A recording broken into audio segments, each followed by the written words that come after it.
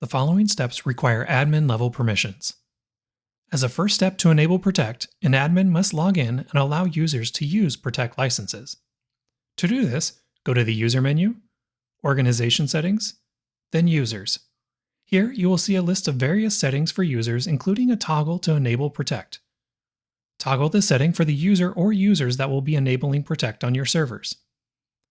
It is also a good idea to review your current allotment of Protect licenses.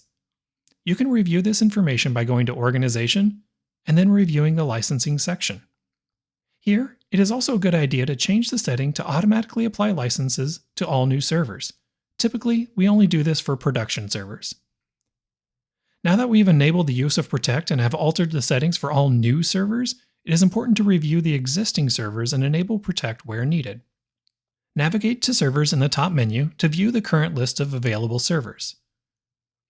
As a first step, it is highly recommended that you set the environment correctly on any production servers if you haven't done so already. We're going to use this setting later when adjusting rules, so it is important for all production servers to be labeled as a production environment.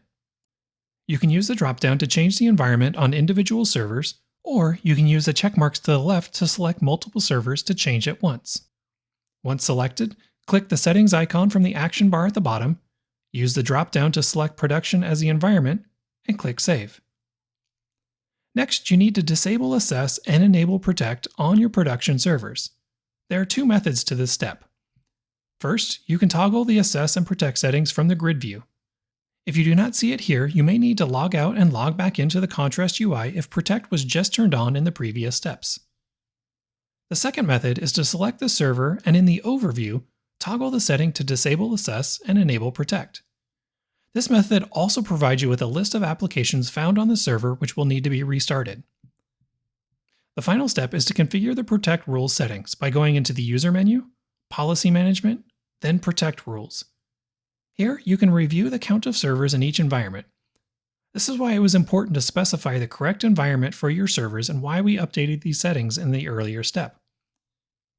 At the top of the list of rules, click on Configure the default policy.